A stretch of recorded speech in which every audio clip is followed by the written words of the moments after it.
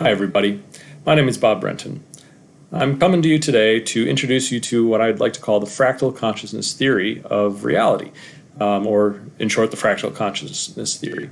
I wrote a document up, it's about 15 pages long. I'm going to leave it linked below that explains the theory. I'm actually going to spend some time reading through this document today and then hopefully fleshing out a little bit more as ideas come to me. But hopefully by the end of it, you'll have an understanding of my metaphysics and why I think that it's about as close to correct as you can get. And hopefully, at the very least, it will spark some ideas in your own mind to think about these things. So let's get started. This is the Fractal Consciousness Theory. I want to tell you about my worldview, the lens in which I see life. What are the perspectives I take, the positions that I orient myself around? Is there a God? How would you know? How do we resolve the conflict between religion and science? And what is a story that can be told that makes sense of all the different viewpoints, but also speaks to the core of who I am or who we are as people? Is it all a mystery, or can we take steps to bridge the gap between the finite and the infinite? I had all my questions answered in a trip on magic mushrooms. It is a psychedelic-induced mystical experience. I am not the first, nor will I be the last to have such an experience, but I think that it gave me something to share to the world, a different take on the same old paradigm, but perhaps it will bring clarity to some and be a call to adventure for others. At the end of the day, this message isn't for me, it is written out of love for you. The only thing that we have to possibly understand the infinite is the things that we observe in consensus reality. The basis of all observation is our own consciousness, and as a logical first step, the apparent consciousness of other people. We know that we are, that I am, that I exist, or that we exist. What is consciousness? Who knows? But here it is, somehow, perceiving stuff, interacting with the world, so amazing and yet so very mundane. So instead of asking, what is consciousness, let us first ask the question, what does it do? Well, it definitely perceives things. It is the place of input that our senses report back to. So, for example, your sense of touch reports back to consciousness. It is consciousness that feels touch. Your sense of sight reports back to consciousness. It is your consciousness that is seeing. It's not your eyes that are seeing. Your eyes are the tools used to see. Anyways. Well, it definitely perceives things. It is a place of input. It also has memories, thoughts, and ideas. So you do have these other things that kind of bubble up internally. There's an internal dialogue jammering away. On good days, it says positive, and on bad days, not so positive things. What else does it do? Well, there are emotions, love, joy, peace, happiness, anger, sadness, rage, all that fun stuff. Sometimes we can fall into cycles where we chase the same emotions over and over again. We have intuitions about morality, guilt, fear, all kinds of phobias. All this is going on all the time, and you can't control it. Well, you can mess with it. You can get drunk or high, numb it in some way, shape, or form, but that wears off, and it is back to normal. There's one more thing it does. It goes to sleep, and then it dreams. What exactly is a dream? Well, it feels a lot like this consensus reality, and I call it consensus reality because we gather consensus about it, and that's what separates it from other types of reality, like the dream world. So it feels like consensus reality, or at least you believe it does when you're in it. Things can get a little bit weird and strange. There's this world and other people are in it. You have perspectives and you run around for it. You maybe have an adventure of some sort. And then you wake up. And just like that, you're back in consensus reality. The dream fades away. It's kind of like a thought. It comes and then it goes. And you can remember it. So my worldview is to take what we know about consciousness with one tiny, though I believe justified, modification. Consciousness is a fractal. And with that small addition, we can start to link everything about the world, the universe, and our place in it all together into a unified whole. When you dream, think about what is happening. Your body goes to sleep and your consciousness starts to shut down for the night. Suddenly there is a focus and you find yourself in a dream world. Your sleeping consciousness created this world in the blink of an eye. Clearly, it is a believable world, and you have a perspective in it, and you are immediately hypnotized and immersed in the experience. The movie Inception highlights this particular trait. You find yourself sitting at the table or like this, I'm at a table. But how did you get there? Does it even matter? But there you are, you're doing something, and away you go. So you do it, whatever it is that you're supposed to do. Maybe you're being chased, maybe you're running away, maybe it's fighting, maybe sex, who knows, maybe travel. Doesn't matter. But there you are, and you are doing it. And so the dream continues until you die in it or your body wakes up for some reason. At that moment, when you wake up, you realize, oh, I was dreaming. Oh, yes, that's what it was. This consensus reality is the real reality, and that other is just a dream. It's nothing, a vapor that vanishes in the night. After all, what was this? After all, what was that reality made out of? Your consciousness, right? I mean, it's not physical anything. It's just your consciousness dreaming, doing what it does, dreaming things. Every other entity, the entire world, every piece of furniture, any car, any explosion, any other person in it, even your own perspective in it is all made up of exactly the same stuff, your sleeping consciousness. So what do I mean when I say that consciousness is a fractal? Well, a fractal is a description of things that are self-similar, things like spiral shells, ferns, sunflower seeds, and mathematical equations like the Mandelbrot set. I've actually got a couple of them here.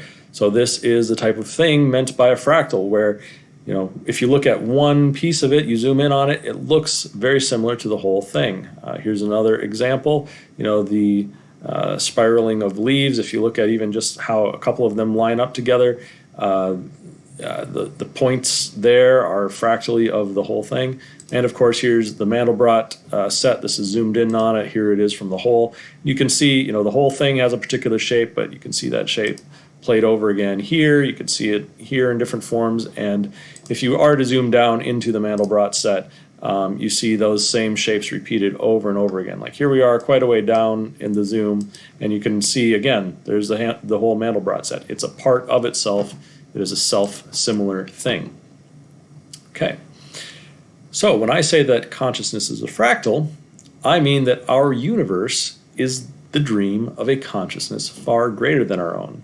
And we, as well as everything else, are made up of that consciousness. When we sleep and dream at night, it is a nested dream. It's just farther down the fractal. And when you awaken from that dream, you enter into the dream of consensus reality.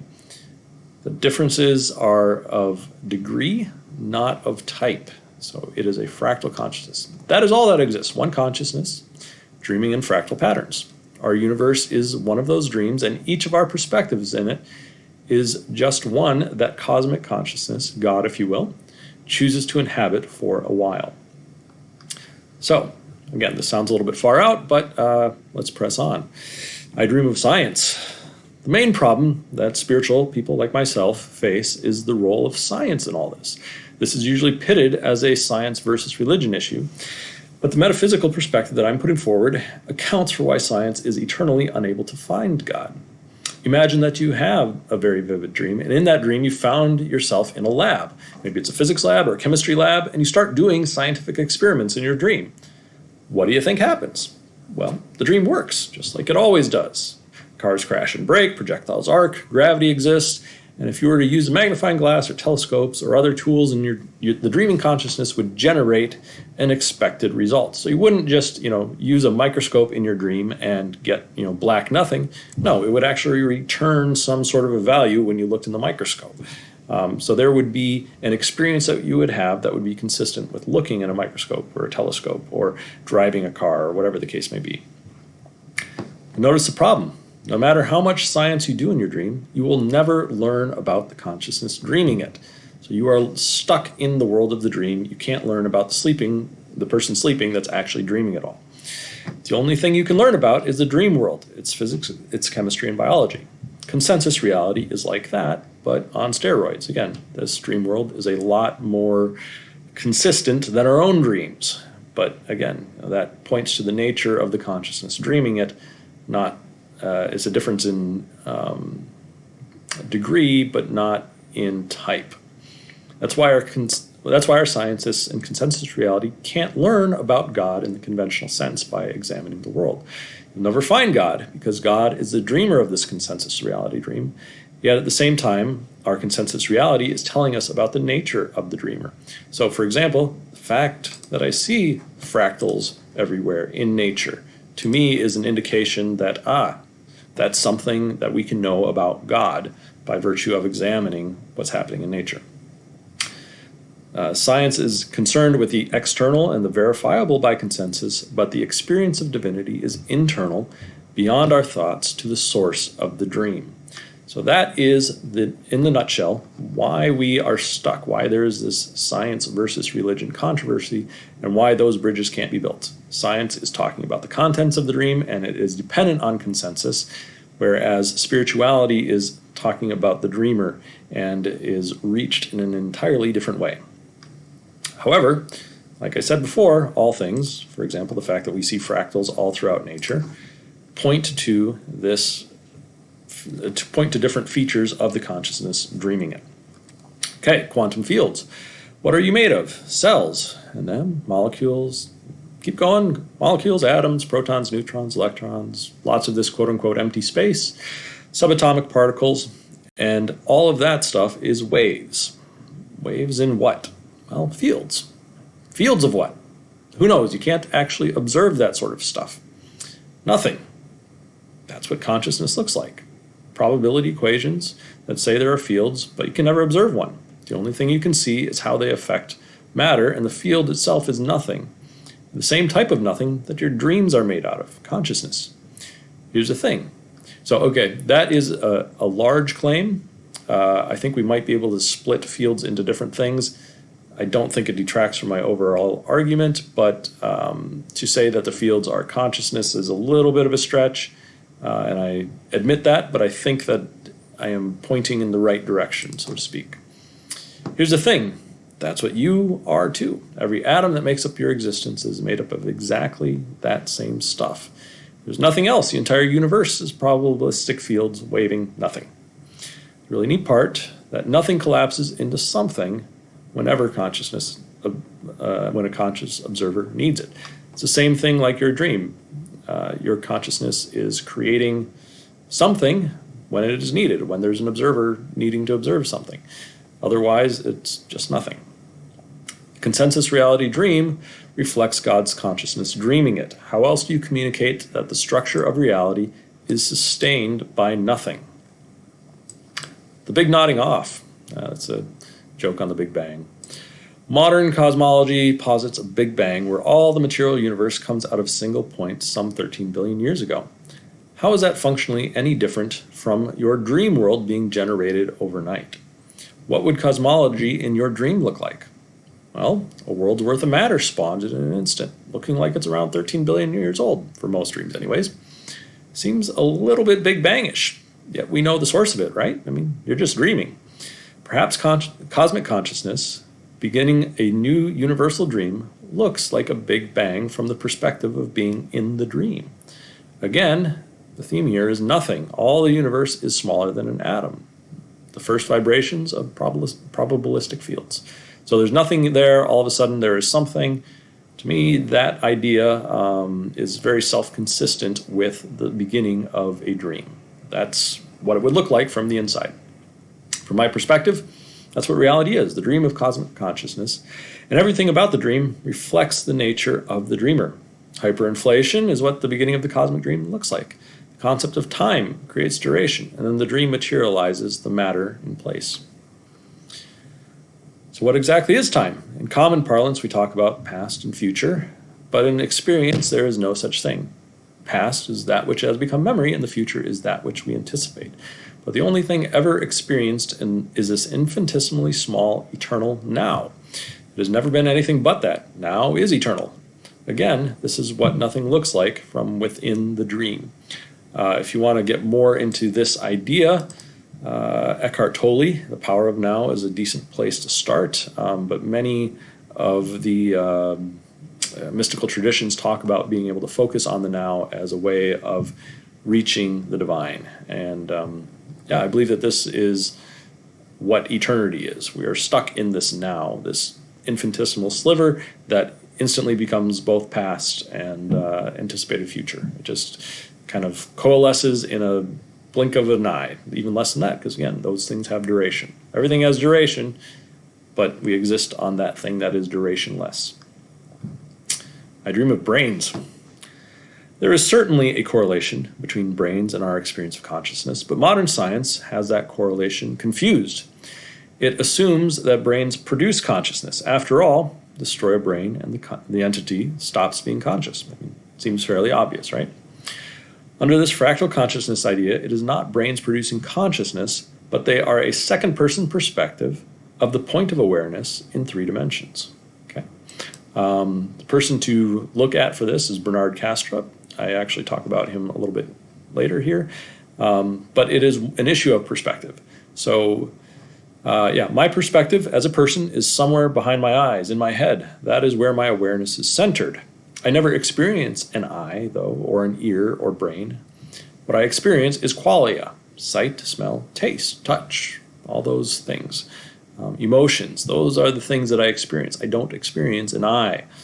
I use my hands, but I don't experience that thing that a hand is. It is, what I experience is the touch, or maybe a pain if I, hurt it or something. What I experience as sight from the first person experience, you experience as an eye from the second person perspective. The same is also true of brains. I don't experience a brain. I experience consciousness. That would be the same for you. The brain is the second person's perspective of my first person inner experience. So you could operate on my brain, and you would look at my brain, but you wouldn't, looking at a brain and seeing what a brain is, while it correlates with what that internal experience is not the same thing. It's the image of that experience. Brain activity would also be the image. Bernardo Castra describes this relationship in very good detail, so I would highly recommend going out to his YouTube channel and checking it out. But the takeaway is that we are confusing our perspective on things with a causal generation. We would make the same error if we had a dream and saw a brain in one of the characters in that dream. We would assume that the character is controlled by their brain, when the obvious reality upon waking up is that the character, their brain, and everything was controlled by our sleeping consciousness. In like manner, we make the same mistake when we say that brains produce consciousness. So again, if you go and do your dream and somebody's arm falls off, you see blood, you would see muscles and tendon and bone, but you wouldn't say, therefore that character is, their physical stuff is controlled by the muscles and tendons and bone, or the brain, if you were able to look inside their head. Because again, from the outside perspective, once you realize it's a dream, all of that stuff stops making sense. So, I dream a mystical experience. What is a mystical experience? It's often called awakening. One of the hallmark events across all religious traditions is a mystical experience. Oftentimes, these are described as visions. Mystical experiences have as many flavors as there are people, so it's hard to nail down exactly what one of these is, but I will do my best to describe what these events have in common. The first thing to note is that mystical experiences happen at the level of consciousness. So that's, what do I mean by that? That is at the layer that receives the sensory input. So it is not like virtual reality. Virtual reality, you strap on goggles and you see stuff, but your eyes are mediating the experience. Mystical experiences, your eyes are not mediating the experience, despite being called visions. They happen at the layer that the eye inputs to, consciousness itself. Say I'm looking at something and I close my eyes. Consciousness experiences first the sight of the outside world, and then when I close my eyes, darkness. If you are having a mystical experience, it happens at this perceptual layer. Your experience can be entirely changed from that of consensus reality, and because it is occurring at the level of consciousness, it is just as real as any other experience. You can even see things with your eyes closed. I mean, that's a part of it, but it happens at the layer of consciousness, and that is also what gives it its flavor of reality. There are very few experiences in consensus reality that can simulate this level of consciousness effect. Virtual reality, like I mentioned before, is getting closer. It entirely takes over your world and immerses you in it. But here it is imperfect because it happens at the level of eyesight or hearing. It is still utilizing our sensory input to facilitate experience. Even there, though, people get hypnotized by the virtual reality experience. There's a very funny YouTube video out there of somebody that's going down a roller coaster in virtual reality, and again they're standing in a showroom, and you see them leaning back and falling over and landing on their butt because they are so hypnotized by what they are seeing. That is how our consciousness works. It is easily hypnotizable by what is going on around it. That's the whole point. Mystical experiences, though, happen deeper than the level of eyesight or hearing. It is a deeper thing than virtual reality. Another analogous example is the use of Enchroma glasses. I don't know if you're familiar with Enchromas, but they help people with colorblind issues.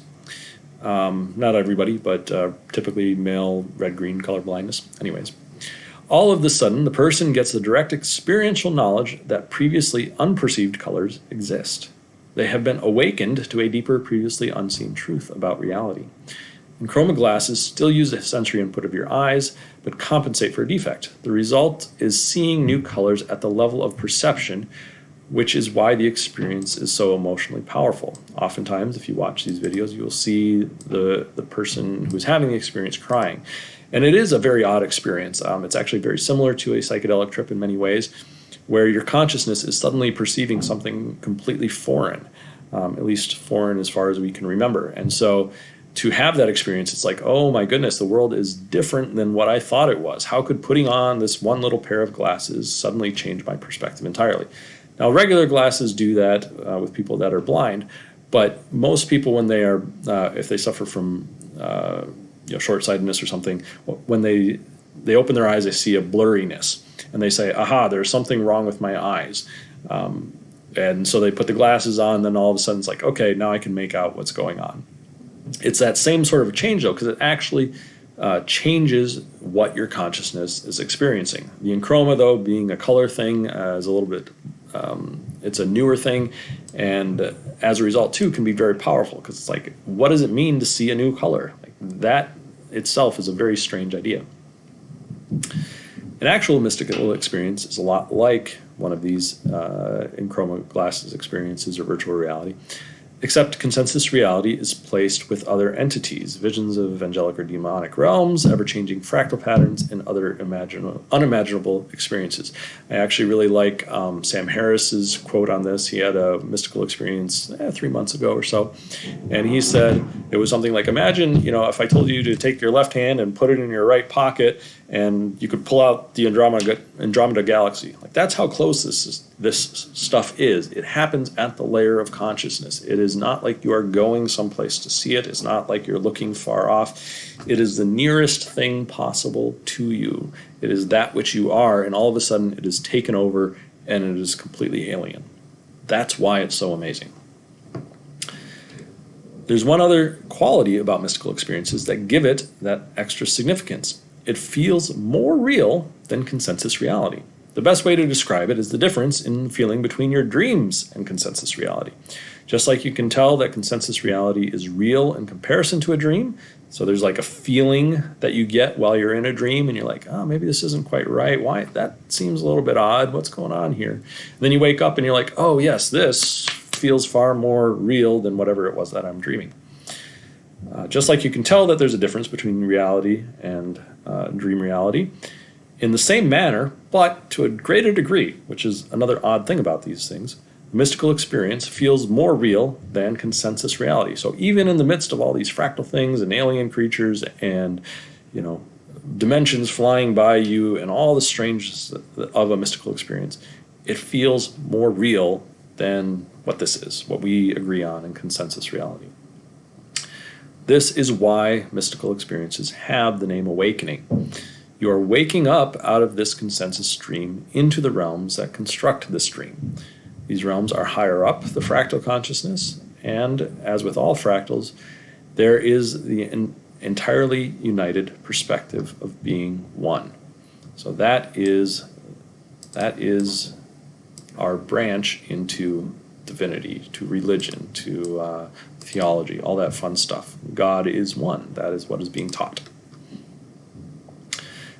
Darwin and evolution. Consciousness is constantly dreaming all possible dreams. So here we are stuck in time where, again, there's the past, the future, the eternal now. consciousness only exists in that eternal now, and from the perspective of the one, all things are always eternally happening in that time. That is what eternity is. It is consciousness prior to the concept of time. In this particular dream, the method of determining how the fractal perspectives of consciousness arise, exist, and dissolve is via the process of evolution. This process weds the contents of the dream to the external, life-giving consciousness dreaming it. Evolution dictates the form and capacity that the newest incarnation of consciousness will take, and no two are ever identical due to the never-ending process of evolution. So I'm a human. My perspective and the form that I have and the abilities that I have are based on the human genome. And that is the process that that God consciousness, the one eternal, uses in order to dictate how it gets new perspectives in this dream. So again, God is taking all the perspectives: mine, yours, the trees, the animals, the perspective of water. It is just like your dream. You have all of it in your consciousness. It's all being held there. Typically, you only have one perspective. If there is another person, you could interact with them as though they have a second perspective there. But again, it is just like you are generating both of those perspectives. In the case of a dream, your subconscious is taking the other person's perspective as well. Likewise, God dreaming this takes all the perspectives. There is not another being or entity or method by which these perspectives can be taken over. So the thing seeing through my eyes is God, and the thing that it is seeing is the dream that it created for it to see. The infinity of the process is a small representation of the infinity of the consciousness which dreams the process. Okay, discounting reality. This one might get you thinking a little bit. One of the issues, in the West in particular, is that we have divided up the various experiences of consciousness into real and not real. This is tied to our adoption of the scientific worldview. This worldview is fantastic in many regards. It has brought us many advances in technology, but there is a subtle, unspoken bias that also hinders it and causes untold suffering. According to the scientific worldview, the only things that are truly real are those that can be independently verified. So here, that is why it is called consensus reality. This is how we form consensus reality. So if I experience something, and I say, hey, I saw a pink elephant in my room, and you said, hang on, let me go verify that, and you come walking into my room, and you say, no, there is no pink elephant there. That must not be real. We do not have consensus on what the experience is. Claims must be verified. If the claim is verified, then what we claim is now considered a part of consensus reality and truly real. There's one area that scientists implicitly agree is part of reality, but we are unable to ever get consensus on it, and that is our thoughts. Okay, so for example, if I say I am thinking of a pink elephant, you say, I can't verify that, but you let me have that anyways. You say, oh, he must be thinking. He at least declares that he's thinking about it. The fact that he said it means that I'm probably thinking about it now. But in any case, that is an exception that we make. So we agree, we recognize that thoughts and insights as a very real part of our existence, but the only thoughts that we can verify are real are our own. Most of us have many more thoughts than we care to verbalize, but none of us doubts the reality of the experience of thinking. So we all understand what it is to think.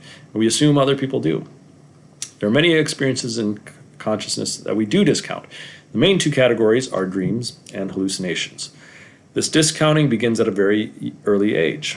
Many mothers have told their children, that dream wasn't real, it can't hurt you. I mean, that's how you handle a nightmare. Oh, that wasn't real, that was just a nightmare. There's nothing that can hurt you, you're awake, you're safe, here's some comfort, pat on the back. Many doctors tell their patients, and this would be more psychologists, psychiatrists, that their hallucinations aren't real, but they're created by your mind. So it's like, aha, you are broken, that pink elephant that you are seeing in a vision, that thing is not real. Okay? While it's obvious that both dreams and hallucinations do not occur in consensus reality, it is less obvious why we should discount them. We do not share consensus reality about our thoughts, yet we give them the validity and respect of real. But we're discounting hallucinations and we're discounting dreams. Why? The only thing that we have is our consciousness, the thing that experiences things. And for consensus reality to say, well, some of those experiences aren't real, they were generated in a way that we're just going to discount. That seems like an unexamined presupposition. With the fractal consciousness understanding of reality, we have a new standard for what is real: all experience. What this means is that everything that happens to you, whether we can verify it with consensus or not, is real. If you have a dream, it is real. If you have hallucinations, they are real. They're a different sort of real, but they are still real. The problem is recontextualizing the purpose of these non-consensus events. All experiences should be put in the context of conserving consensus reality. So this thing here that we share, this is the important thing. This is how we participate one with another, or if we were going to use Christian terms, theology, that sort of thing, we would say, by serving each other and putting things in service of that, including our dreams, including our hallucinations, that is how we serve God. And those things, serving each other to serve God, that's what's important. So if you're just daydreaming and it's not doing anything for service for anybody else, if it's just in service of yourself and giving you a story and happiness and blah, blah, blah, that is of less value than if you can have an insight or a hallucination that possibly makes you treat other people better. It is integrating those things, reality, consensus reality, with the experience of consciousness that have been given to you in non-consensus reality. All experience should be put in the context of serving consensus reality, because it is in consensus reality that we place our mark on the universe. But that means, what that means is that if you have a dream, take the insights from it back to consensus reality and use them to improve the lives of the people around you. There's an old saying that the mystic swims in the same waters that the madman drowns in. This saying is pertinent to the issue of hallucinations. For the mystic, hallucinating is an experience in the realms of God. For the madman, hallucinations are a mixing of the real with the unreal. This mixing is perceived as negative, broken, and a detriment to life. To understand consciousness as a fractal is to understand that the hallucinations are real, but in the sense of ideas are real. It isn't a shared experience, but that doesn't mean it should be discounted. That particular point is near and dear to my heart. I had a brother who suffered from bipolar, and he saw hallucinations quite regularly. And the people around him that were advising him told the same story, that those things aren't real and he needs to just learn to deal with them. And and the perception that he walked away from that with was that he was a broken person. And I think that if he had had a mystic in his life at that time to say, hang on, it's not that these things aren't real, it's that they're for you to learn lessons from, and could actually guide him in these mystical experiences and these hallucinations that he's having, then he'd probably still be with us. It got to be too much for him. He perceived his brokenness as too great a hurdle and took his own life. The role of ego. Up until now, I've been trying to build a metaphysics of reality that is both consistent with all known science and religious doctrine. This is an idealist metaphysics. There's no such thing as a physical world independent of conscious experience. It is all a dream of God, and we are the characters and perspectives in that dream. The question then shifts to our own personal experience. I don't feel like God, and neither do you. I don't seem to have almighty powers. In fact, I feel very finite and separate. Explain it. You are bumping into the job of the ego. The ego is the sense of I that is separate from everything else. It is also a part of the dream with the sole purpose of creating that separation. It does this in several ways. First of all, it is aware of our finite vulnerability in this dream. It sees that all things in this dream end, and it doesn't want to end, and so it is afraid.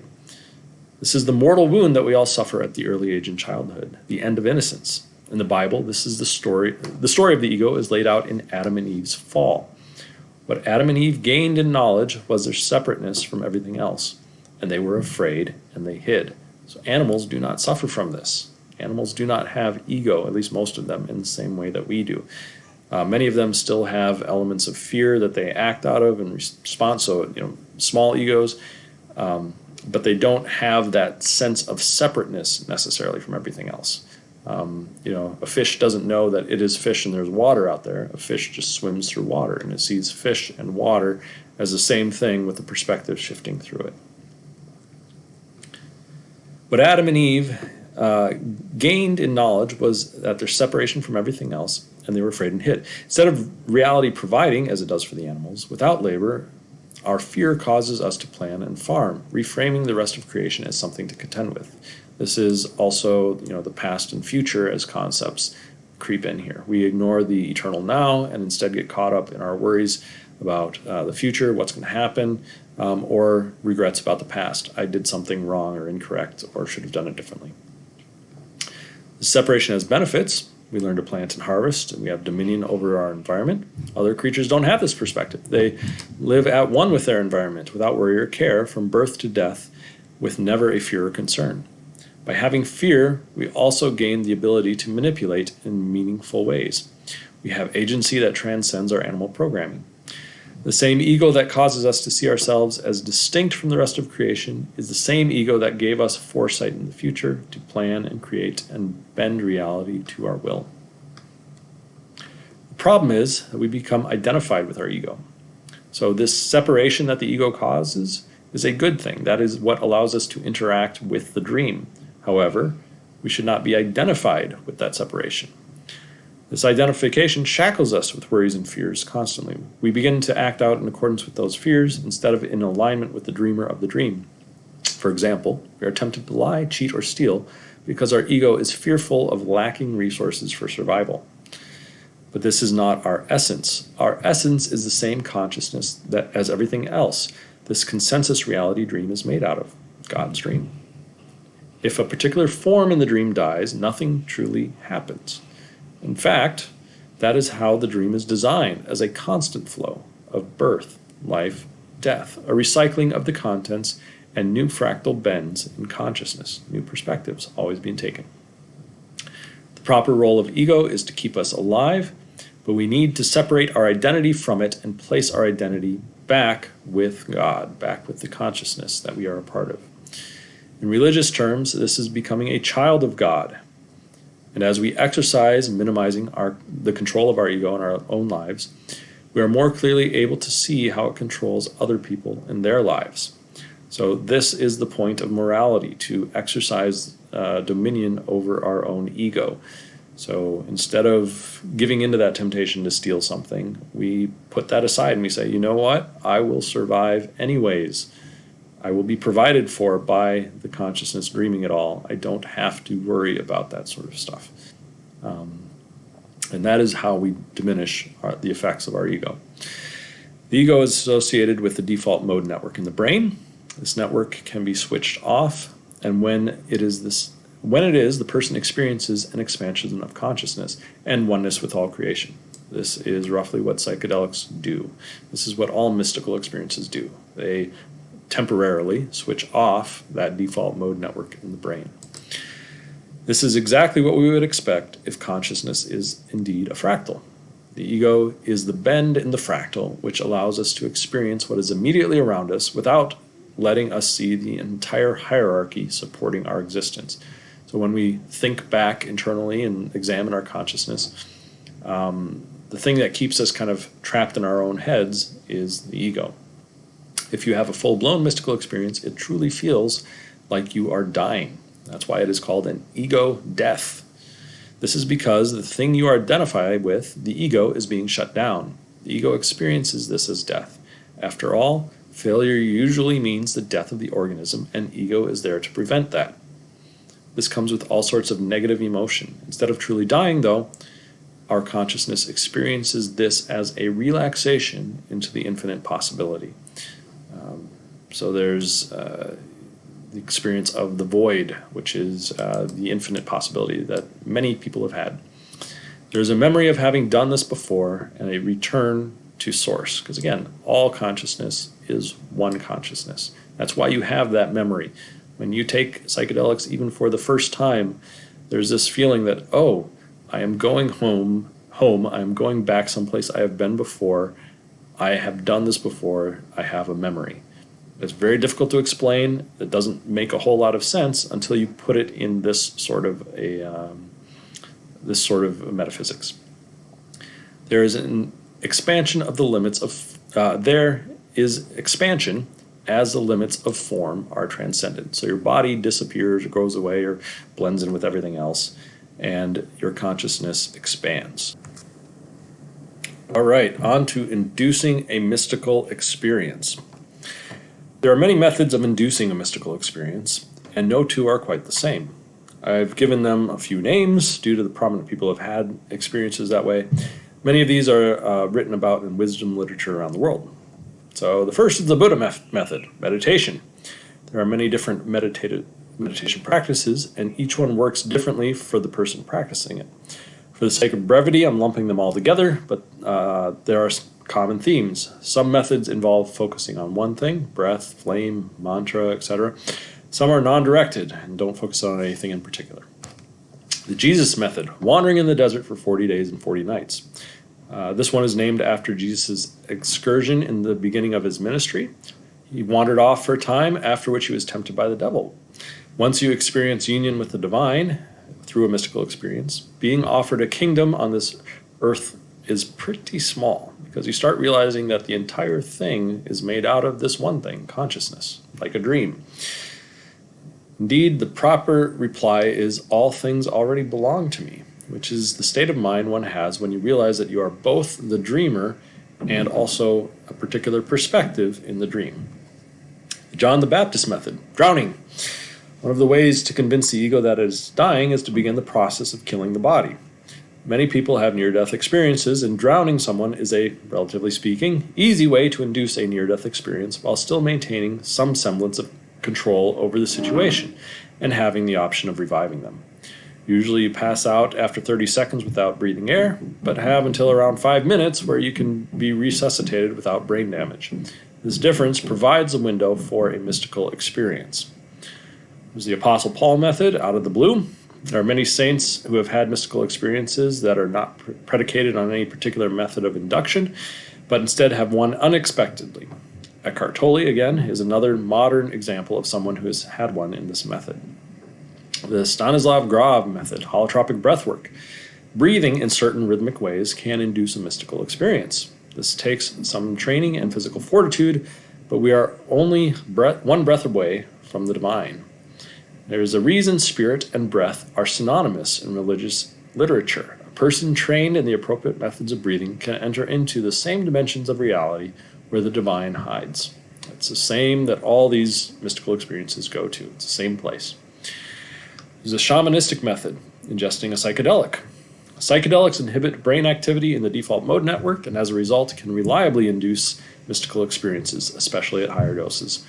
One of the issues with psychedelics is that they are heavily influenced by set and setting. If you take them at a rave or party with the intent of having a good time, you will likely have a good time and no mystical experience.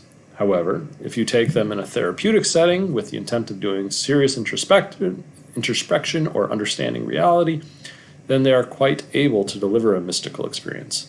The Terence McKenna has made the point several times that 5 grams of magic mushrooms in the dark is the heroic dose, and that is typically the journey that will take you, to the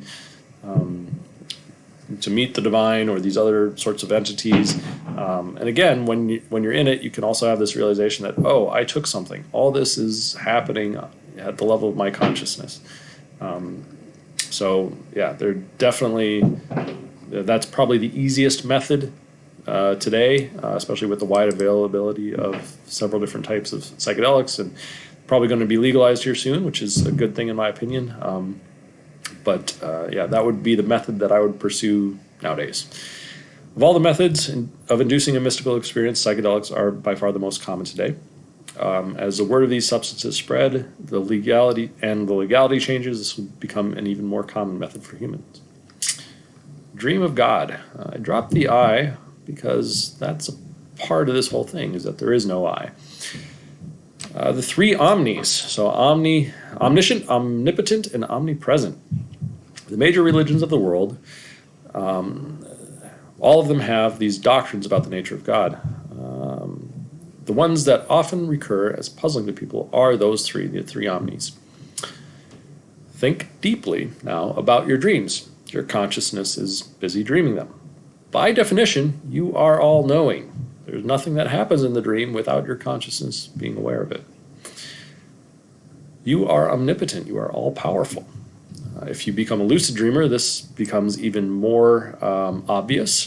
But again, your consciousness is doing everything. So by definition, you are all-powerful. You are omnipresent, cosmic power, because there is nothing there but your dreaming consciousness. You are, by definition, again, everywhere. If consciousness is fractal, that upper layer, where it is all seen as one, is all-powerful. God is one. So this explains the doctrine of God. All you have to do is look at your own dreams and recognize your ontological position in relationship to your dreams.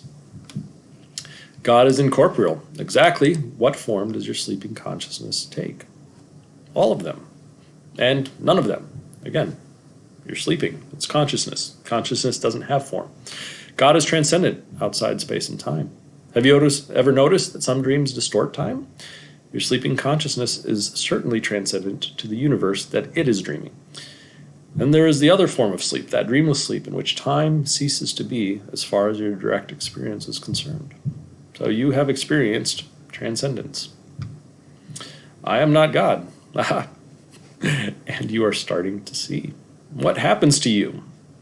Well, you still die, but then you wake up as the eternal, infinite one, have a bit of a laugh, and dream some more. This is what you are doing for all eternity as the ground of being of all things. You, this form, is one of the infinite forms that God is constantly taking. Everything is a form of God. There's nothing but God's consciousness dreaming all this. This is what is meant by Jesus when he said, I and the Father are one. This is what is meant by being a part of the body of Christ. Now again, I come from Judeo-Christian roots, and so when I talk about these things, I tend to use that language. But this same language, or similar language, is also used in Eastern traditions. You can find it in Islam, you can find it in Hinduism and Buddhism. But I tend to use the Judeo-Christian tradition language because that's the tradition that I come from. Our essence is the same as Jesus's consciousness. The difference is we still act from a place dominated by ego. We are still lost in the dream in the way that Jesus was not. Our experience of this reality is governed by the fear of death. That makes everything else something to be contended with. I hate the other because the other is a threat to who I am, to my existence. If it stops being a threat, if there's no need to worry, if there is no real threat, if nothing can actually be done to hurt my essence, then there is no legitimate reason to fear the other. When you realize that you are spirit, consciousness in a form, then death loses its sting. This consciousness is eternal and will continue dreaming, which makes you eternal. Death of a star. I should probably move this up into a different section, but here it is. Have you ever heard that the organic compounds we are made of come out of the core of a dying star?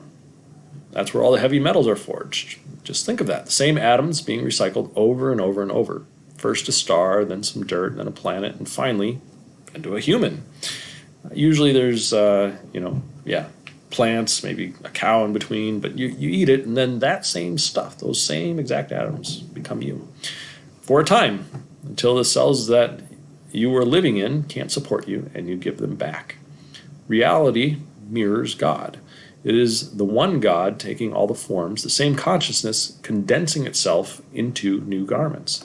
That's what a baby is, a new perspective God is taking in the dream. And that is what death is, God recycling for even more creativity. But what always remains is consciousness. As infinite as our universe is, God is that raised to the power of infinity. Like this consciousness thing is truly, truly infinite. Like beyond comprehension.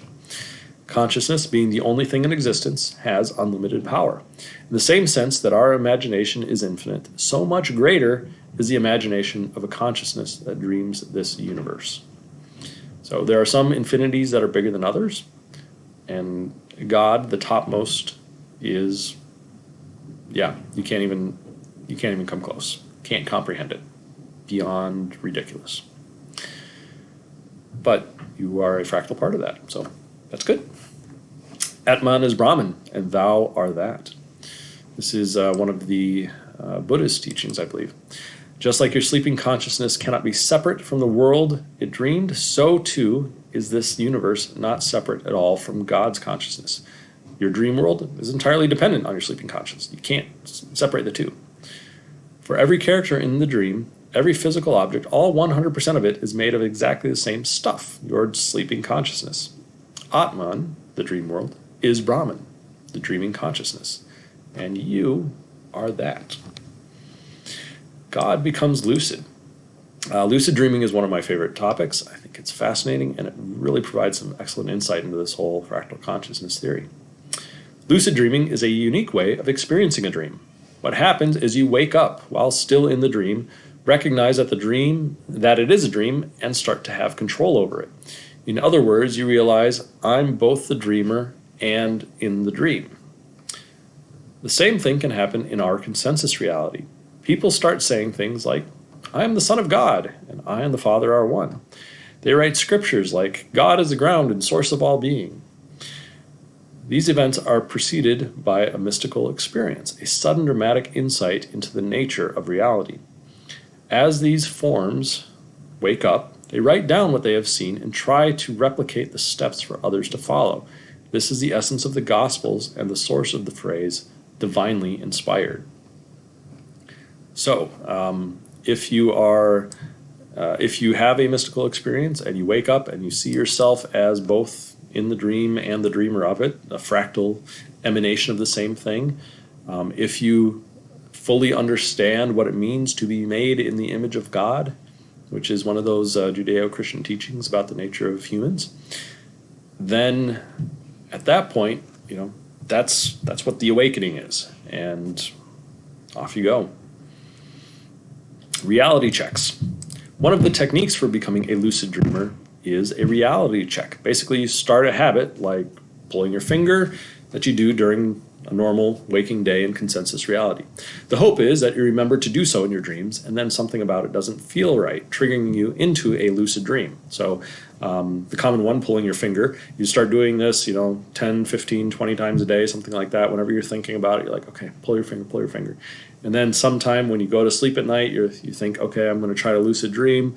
The dream world opens up, and then you pull your finger in the dream, and it extends and elongates and acts weird, and you get extra knuckles or whatever the case might be.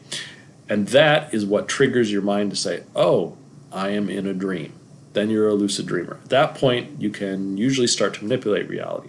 I believe that this would make a case for miracles, although that I do believe that for most people in most circumstances, the rules of this dream have changed a little bit so that there are not miracle workers out there anymore. Again, God, in terms of the dreamer of this reality, can do whatever he wants, but it makes a case for how miracles might indeed be possible. Let's see. So this is where I put the challenge that I mentioned at the beginning. This is where the challenge is for some of you. This worldview I'm presenting sounds a little bit crazy, but I'm asking you to go test this spirit. Try the heroic dose, 3 to 5 grams of dried psychedelic mushrooms. They call it awakening for a reason. This is kind of like God rolls over in sleep and says, oh yeah, yep, that's what I am. And it is mind-blowing, and then you roll back over and go back to sleep and pop up here again. It is the strangest experience, but again, many, many people have had this experience before. I'm just using different language to describe what it is. Problem of evil. So here we get into morality and God, and how we think about God affects our understanding of these things. So you're sleeping, okay? Let's go back to this analogy. You're sleeping. You dream about killing somebody close to you. Does that make you an evil person? You haven't actually hurt anyone. No one actually died. The Armageddon of you waking up, which, again, as soon as you wake up, that world just vanishes. So Armageddon of you waking up was probably more frightening.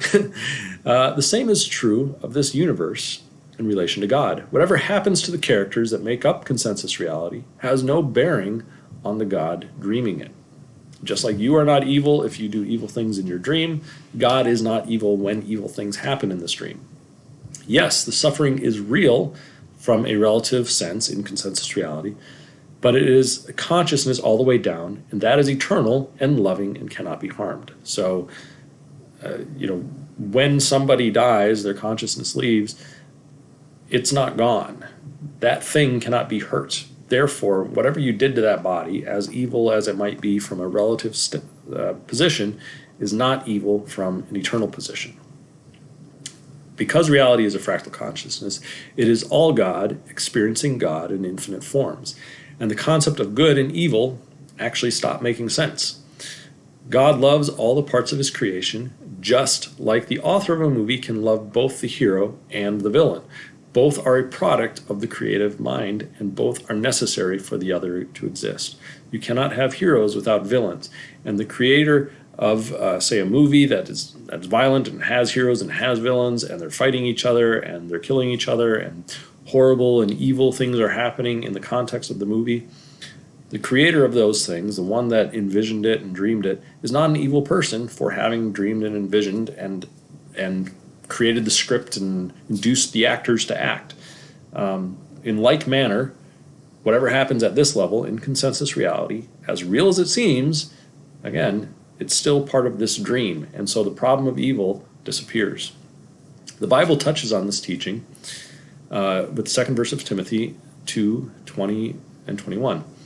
But in a great house there are not only vessels of gold and silver, but also of wood and clay, some for honor and some for dishonor.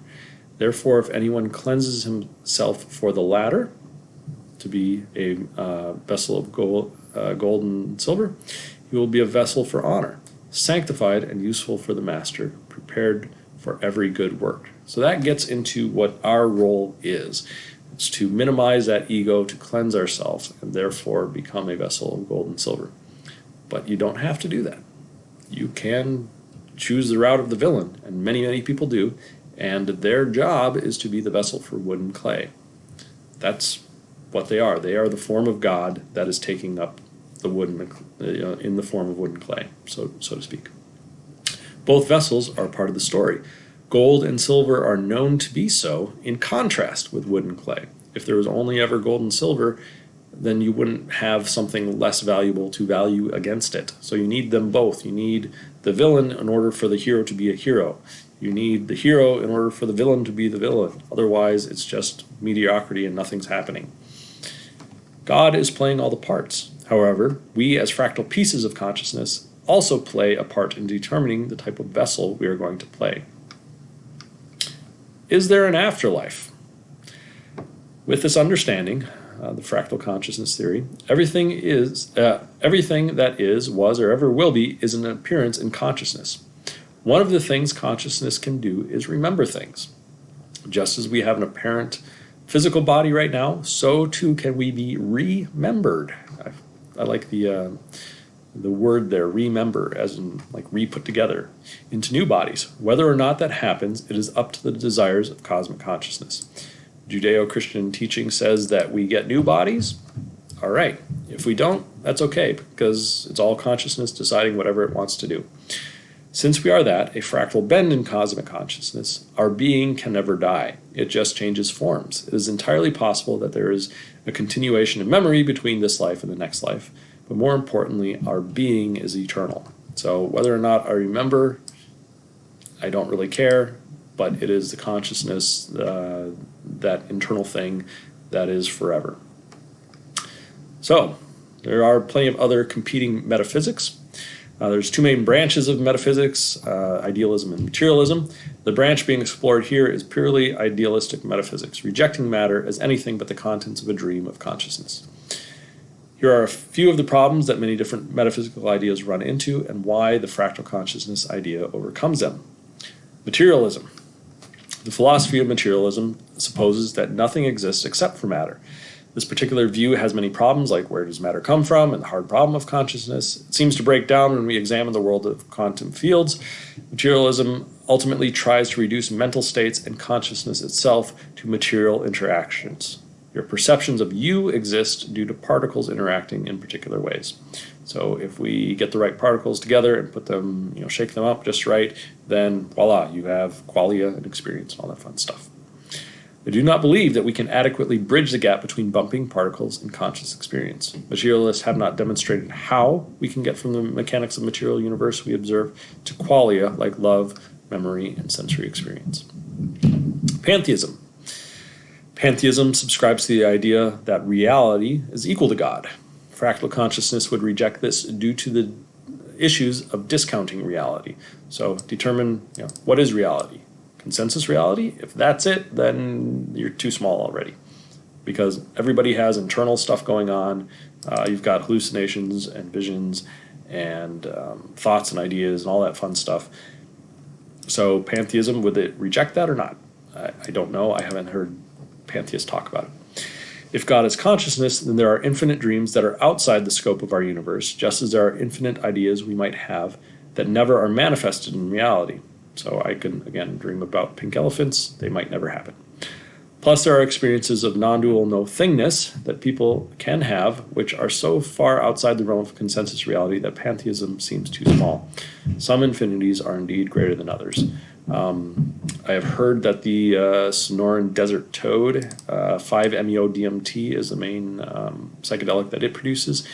I believe that causes trips to these voids and the definite feeling of no-thingness.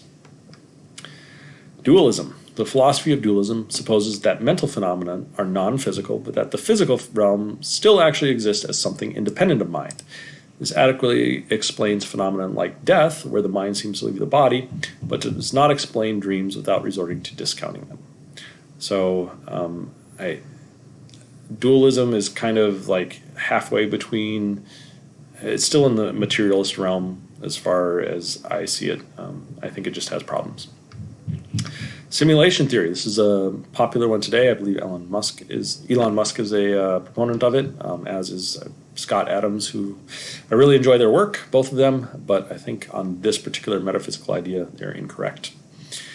This is a theory that all of reality is an artificial simulation, most likely some sort of computer simulation. The idea is that civilizations like our own are interested in simulated environments, usually historical simulations is how it's being pitched, and that ultimately simulations will become so advanced that they will become indistinguishable from real reality. Thus, the odds of us living in a simulation are much greater than the odds of this being real reality. This begs the question, what is the hardware like that the simulation is built on? Simulation theory seems to be a way of keeping the philosophy of materialism alive by supposing another more real layer of matter which can be run on the simulation that includes this matter. It does not solve the hard problem of consciousness because it assumes that consciousness is simply the result of matter ordered in the correct pattern.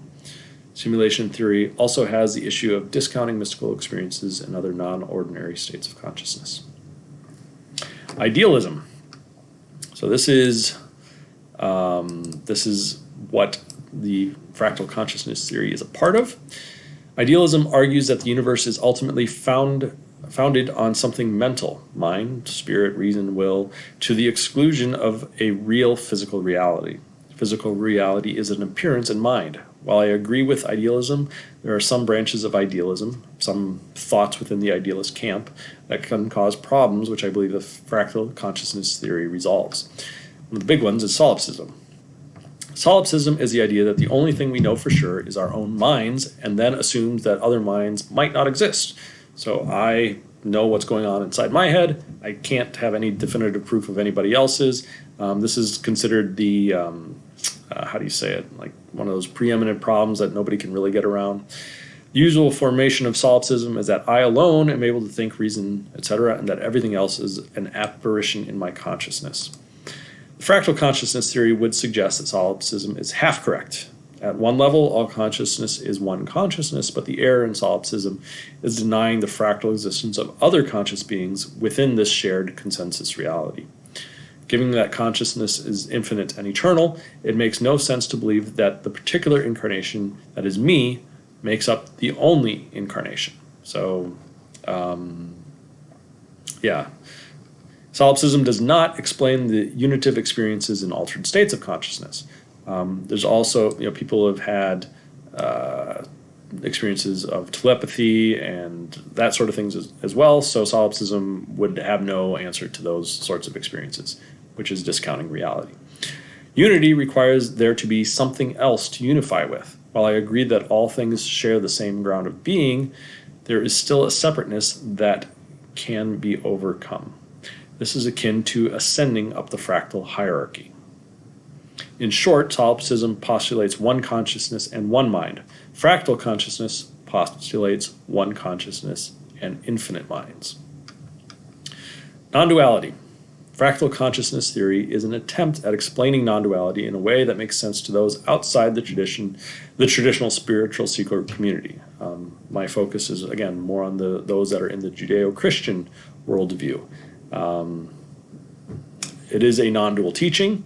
There's no way that this can be complete as far as teaching goes, because again, God is infinite, and so all I'm bringing is a thimbleful out of the ocean, but rather a set of ideas aimed at getting you to think about reality in a different way. So I want to shift a little bit now into more Christian theology. I've brought that up before. I think fractal consciousness theory really works well with Christian theology. There's some slight modifications in terms of how most people think about it, but I'm going to start going through these with you as well. The first one I want to hit is sin. The concept of sin within the fractal consciousness theory is actually quite elegant. From the transcendent perspective of the one, cosmic consciousness, there is no such thing. This God is infinitely free and can do whatever it wants, and nothing that it does, nothing that it dreams is sinful in any way, shape, or form. It doesn't even make sense. God is unable to sin, or in other words, cosmic consciousness can dream all things for all eternity, and it is all good. That leaves our relative perspective. Sin is what we call it when we treat the other elements of the dream from the place of ego instead of their designed function in that dream. In effect, sin is what happens when we are so caught up in the dream that we fail to heed the prompts of our consciousness and then act in a self-serving way instead of self-sacrificially. Many forms of sin rely on viewing other people as the other. This happens when we fail to see that they are also fractally a part of the same creation as we ourselves are. This causes us to treat them as less than what they are, less than ourselves. So, the greatest commandment, this is the one that Jesus taught when asked what is the greatest commandment. It has two parts. Love the Lord your God with all your heart, soul, mind, and strength, and love your neighbor as yourself. If you truly see us all as fractal manifestations of the divine consciousness, then you realize that the harm done to your neighbor is harm done to yourself. Furthermore, the methods by which we show love for God are by loving God in the form of our neighbor. This orients our lives to the highest good, the service of others. Nothing you do can break your union, your fractalness with infinite consciousness. That's all there is. There's nothing you can do that can separate that. Believe, don't believe, doesn't matter. That's what you are. However, there is still, on this relative level, the way that we can show love to God. And the only way we can do that is by working and participating with the other forms of God and by loving them. I can't, when you're dreaming, you can't love the consciousness dreaming at all. Again, that's a category error. I can't do something in the dream that would somehow benefit the dreamer. It doesn't make sense. Likewise, I can't do something in this consensus reality that would in some way benefit God that's dreaming at all. But I can treat the other elements of the dream with the divinity that they deserve as other fractal entities of God. Virgin birth. The virgin birth is an interesting doctrine involving the person of Jesus Christ. The fractal consciousness theory steps away from any claims about the actuality of the virgin birth. I don't know, I can't pretend to know whether or not it happened. And honestly, I don't think it matters. But it explains the purpose of the doctrine and what it is trying to communicate about God quite well. God is infinite consciousness, and this consciousness has no beginning and no end. The contents of this consciousness do have a beginning and an end. So you are born, live, and die. I was born, live, and die. However, if we try to describe that which has no beginning from within a universe where everything has a beginning, then we're kind of tied in knots. One of the common descriptions throughout antiquity is that God begets God. The virgin birth points to this self-begetting nature of God. So consciousness dreams a world and then inhabits it all. How do you explain that then in a world, or how do you show that as an image, as a picture that people can understand? In the virgin birth, this idea of God begetting himself through creation it's a pointer towards that. Whether or not it actually happened, I don't know. I'm not even sure that I care. But as a pointer, as a symbol, it has all the power that it needs to. If we need an actuality, if you think we need the actuality, hey, great. That's faith that I'm not sure that I need. The Eucharist. Much has been made of the differences between transubstantiation, consubstantiation, and remembrance theologies. Between them, transubstantiation makes almost the most sense. If you think about it, there is no separation between dreamer, God, and the dream, consensus reality. It is consciousness, God, doing what consciousness does, creating worlds and inhabiting them. Therefore, by definition, the substance of the bread and wine are always the body and blood of Christ. And so is everything else in creation. It's all the same thing. The main difference, then, is the insistence that the Eucharistic prayer facilitates in some way the change in essence from bread and wine to body and blood. Fractal consciousness theory would not recognize a change in anything having to do with the dream, but rather a change in the minds of the participants. So when you ring the bell or say the prayer or whatever it is, the thing that is changing is your mind and your perspective on what you're about to consume. And that change itself is what is important because it's getting you out of your ego mindset for just a moment. All the contents of the dream are capable of being a sacrament. But the point of the Eucharist is to remember that God is constantly giving himself for us. So when you hunt a deer or some other animal, or you eat a burger, that is, again, God in a different form giving himself to us. God is already the ground of our being, and so there is never anything to change other than our state of mind. The Eucharist is a microcosm of the macrocosm of God taking on every form. We see the flour and yeast and grapes turned into bread and wine, turned into our bodies. We focus on this changing nature of existence and recognize God through the change. God, unchanging consciousness, is constantly changing forms. Christ as the only Son of God. I highlighted the word only there. This particular doctrine was much debated in the early church. Fractal consciousness theory sees all of creation as forms of God. It does agree that some forms, Jesus Christ is a prime example, are given elevated status, but that Christian teaching on this gets it incorrect. Christian teaching on this gets it incorrect in most circumstances. So it's that word only that we get hung up on. So that most people say, I am merely human. I only have human nature. Christ had human and divine nature. Fractal consciousness theory would deny that. The Bible is quite clear that we are co-heirs with Christ. So I believe that I'm on pretty good theological ground to make that denial. Well, what exactly is Christ an heir of? There are two aspects. One is divinity itself, and two is all of creation. This makes sense with the fractal consciousness theory. Divinity being the consciousness that dreams, and all creation being the contents of that dream. The mystical experience also shows this to be true. There is a unity with all things, and that includes Christ. The reason why most Christians don't teach this way is because most have not had a mystical experience, or know anyone who has. Combine that with a rational worldview and its discounting of reality, and you can see why people stay trapped in the ego and its finite cares.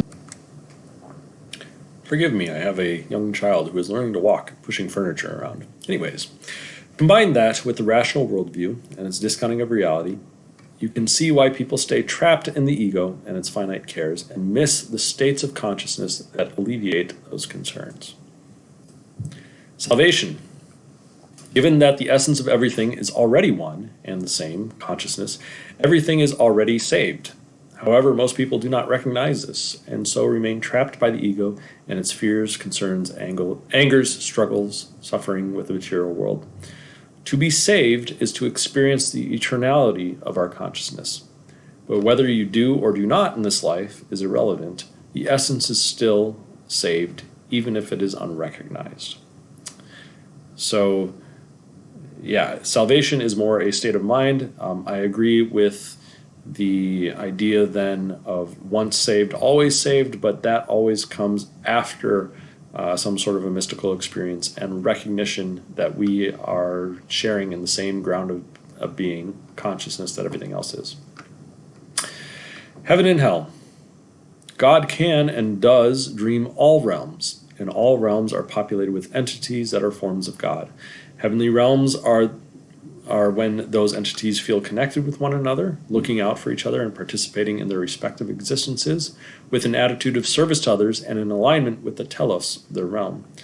Hellish realms are those dominated by ego and focused on the self.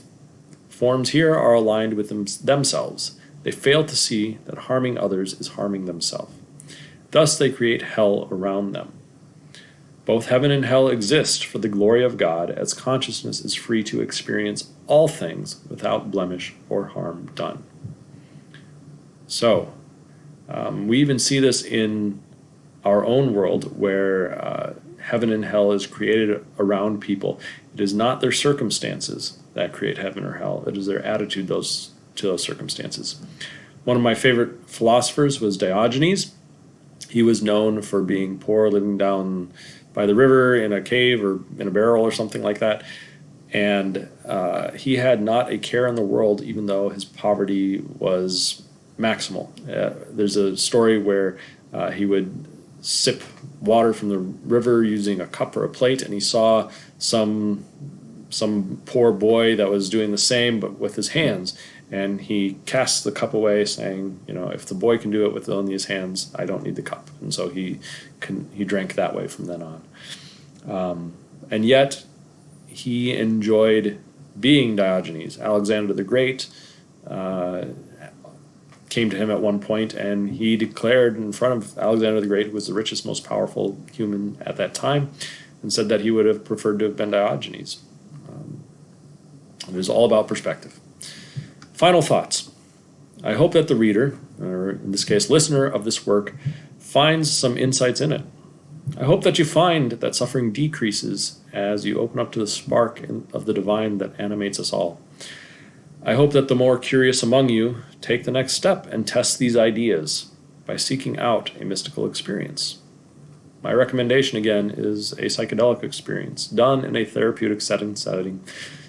5 grams of dried magic mushrooms in the dark, per Terence McKenna's recommendations, with the goal of understanding the universe that we live in. So test this. Don't just take my word for it.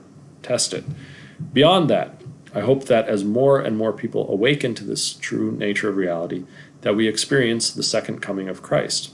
And that is when we see Christ in all creation and respect the divinity in all things.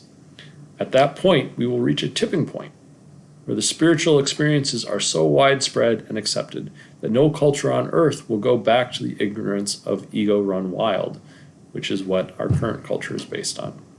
Then and only then, we will all continually work selflessly for the good of each other and finally fully realize how to best love God through loving our neighbors.